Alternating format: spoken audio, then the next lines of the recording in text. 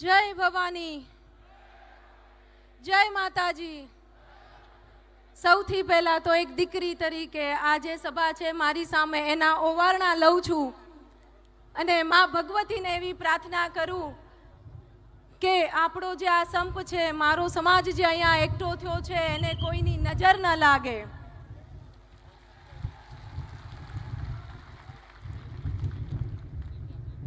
આપણો ગૌરવવંતો ઇતિહાસ, આપણા વડીલો પાળ્યા થયા, આપણે અત્યાર સુધી ઘણી બધી ચર્ચા કરી, મારી પહેલાના વક્તાઓએ પણ કહ્યું, હું વધારે નથી કહેવા માંગતી, પણ આપણે જ્યારે લોકશાહી આપી ત્યારે આપણો ગૌરવવંતો ઇતિહાસ આપણે આપ્યો હતો અને આજે લોકશાહીમાં સત્તાની લાલસામાં 70 વર્ષના વયોવૃદ્ધ, આ શબ્દ હું એટલે કહું છું કારણ કે આપને આટલા દિવસથી એવું સમજાવવામાં આવ્યું છે કે ભૂલ થઈ છે, 3 વાર માફી માંગી છે, પણ આપણે અત્યાર સુધી આપણો ઉજળો ઇતિહાસ ગાતા આવ્યા છીએ। અમારી છેલ્લે જ્યારે સંકલન સમિતિની જામનગર મીટિંગ થઈ ત્યારે કદાચ મારા મોઢે એમ જ શબ્દો બોલાઈ ગયા હતા કે ક્યાં સુધી આપણા દીકરાને આપણે મહારાણા પ્રતાપની વાતો કરશું, ક્યાં સુધી શિવાજીની વાતો કરશું, ક્યાં સુધી રાણી લક્ષ્મીબાઈની વાતો કરશું, જીજાબાઈની વાતો કરશું। મારીને તમારી અંદર કોઈક રાણો ઊભો થાય, મારીને તમારી અંદર કોઈ લક્ષ્મીબાઈ ઊભી થાય અને આજે આ સમય છે આપણો ગૌરવવંતો ઇતિહાસની રક્ષા કરવાના। તારે મારી સામે અહીંયા હજારો રાણા બેઠા છે, મારી સામે અહીંયા હજારો લક્ષ્મીબાઈ બેઠી છે, એને હું વધાવું છું અને આવકારું છું।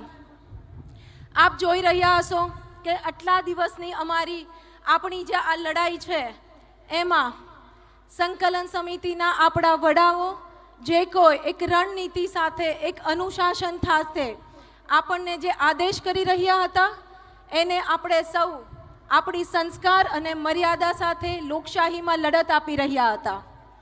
હું આપને અહીં નોંધ લેવા માંગુ છું કે મારી બહેનોએ, વડીલોએ મને કીધું અને મારા પ્રમુખ તરીકેના મારી બહુ નાની ઉંમર છે, હું આપને એ પણ કહું કે અમારી સંકલન સમિતિમાં સૌથી નાની ઉંમરની સંસ્થાની પ્રમુખ છું અને હું સંકલન સમિતિની આખી ગુજરાત રાજ્યની પ્રમુખ છું।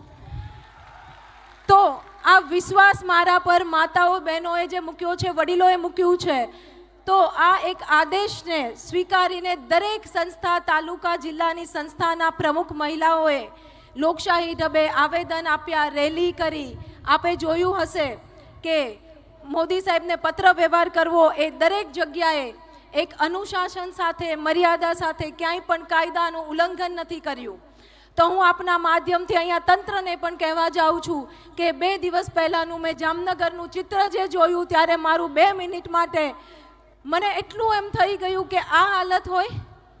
તમે એ તો વિચાર કરો કે જે સંસ્કારથી, મર્યાદાથી, જે રાજપૂતાણીઓ લોકશાહી ઢબે જે લડત આપી રહી છે, અને હું તો નેતાઓને પણ કહું અને દરેક નેતાને, ખાલી રૂપાલા સાહેબને નહીં, કે તમારા સારા કાર્યને જો જનતા વાહ કરતી હોય ને તો તમારી એક ભૂલને હાયની પણ તૈયારી રાખવી જોઈએ।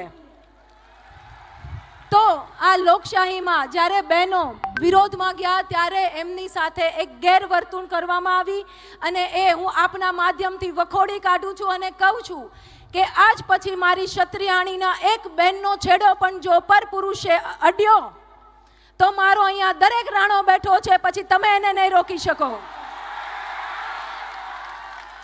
બીજું, મને એ સવાલ પણ ઊભો થાય, આપ માનો કે આપણો તો આટલો ગૌરવવંતો ઇતિહાસ છે, ગ્રંથો લખાયા છે, ગાવાય છે, ડાયરાના કલાકારોએ સતત ગાયા છે। બીજી એક રિક્વેસ્ટ પણ આપ સૌને કહું છું, ભલે કડક શબ્દો લાગે, ખરાબ શબ્દો લાગે, આપના અંગત સ્વભાવ, પરિવારના સંબંધો હશે, પણ હવે ક્યાં પૈસો ઉડાડવો અને ક્યાં નહીં તમને ખબર હોવી જોઈએ। આપણે આપણા ઇતિહાસને સાથે લઈને ચાલ્યા છે। મને બીજો પ્રશ્ન એ પણ 18 વર્ષની સ્ત્રીનો પણ થાય, કારણ કે હું એક સામાજિક કાર્યકર છું। આપણે તો આટલું લડ્યા, આટલો મીડિયાનો સપોર્ટ, આપણે નથી સેન્ટ્રલ સુધી પહોંચતા, મવડી મંડળ સુધી પહોંચતા એવું નથી, છતાં પણ આપણો અવાજ જો એમને ધ્યાનમાં ન આવતો તો આપ વિચાર તો કરો કે એક વ્યક્તિગત કોઈના અત્યાચારની જ્યારે ભોગ ગુજરાતની દીકરી બનતી હશે ત્યારે કોણ એને સાંભળતું હશે? આ વસ્તુ પર આપણે વિચાર કરીને મારીને તમારી ફરજ છે. આપણે જ્યારે રાજ કરતા ત્યારે બધાયના ન્યાય માટે લડતા. આજે ભલે રાજની તાકાત નથી, પણ ન્યાય માટે તો લડવાનો આપણો અબાધિત અધિકાર છે. એટલે વ્યક્તિગત પણ આવી કોઈ પણ સ્ત્રીઓ ભોગ બને ને ત્યારે અહીંયા બેઠેલા દરેક મારા ભાઈઓ પાસેથી પ્રોમિસ લઉં છું કે પાછી પાની ના કરતા. હવે બીજી વાત એ પણ અમને ઘણા દિવસથી સમજાવવામાં આવ્યું, આપને સૌને સમજાવવામાં આવ્યું કે મોદી સાહેબનું જે હિન્દુત્વનું સ્વપ્ન છે અને આ એક ટિકિટ છે, એક રૂપાલા સાહેબ છે, એમને આપણે માફ કરી દેવાના છે.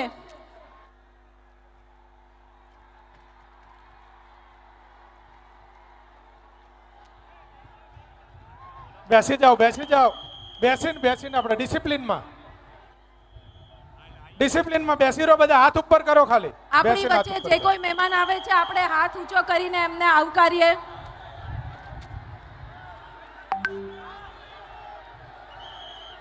મહેરબાની કરીને વ્યવસ્થા જળવાય. પ્લીઝ આપ આપની જગ્યા લ્યો.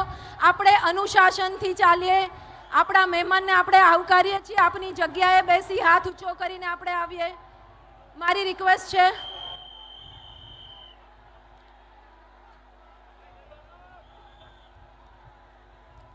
મહિપાલસિંહભાઈને, વીરભદ્રસિંહભાઈને આપણે આવકારીએ છીએ તાળીઓના ગડગડાટની સાથે.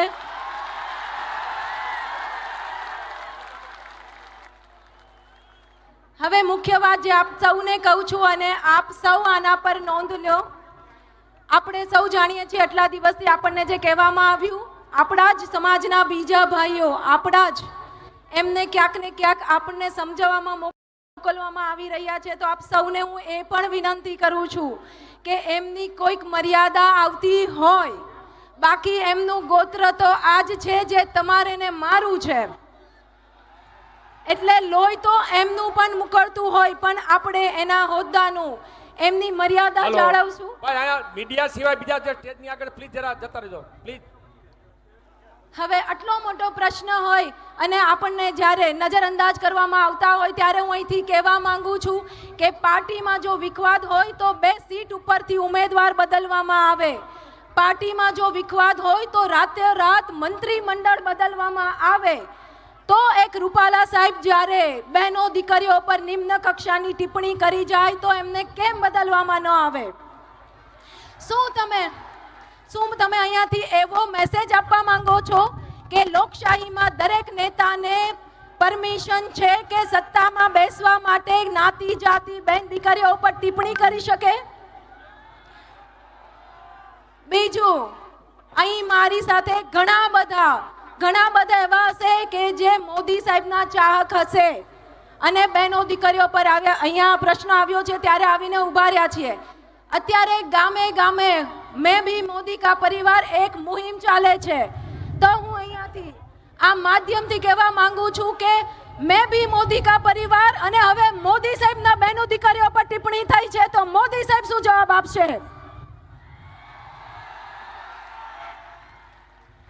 લડાઈ લાંબી છે, આપણે સૌ જાણીએ છીએ. અમને ઘણા કહેવા આવ્યા, અહીંયા મીડિયાએ પણ પૂછ્યું કે બેંક ટિકિટ રદ નહીં થાય તો શું કરશું? એટલે મેં કીધું કે હવે તો કેસરિયા કરીને નીકળી ગયા છીએ. પરિણામ જે પણ આવે પણ લડી લેવાની તૈયારીમાં છીએ. હું અહીં કવિ દાદને ફરી યાદ કરવા માંગુ કે શિખરો જ્યાં સર કરો ત્યાં કીર્તિ સ્તંભ ખોડી શકો, પણ ગામને પાદરે એક પાળિયો એમ નામ ન ખોડી શકો. ડરાવી ધમકાવી ઇન્સાનના 2 હાથ જોડાવી શકો, પણ પહેલા કેસરીના 2 પંજાને એમ ના જોડાવી શકો.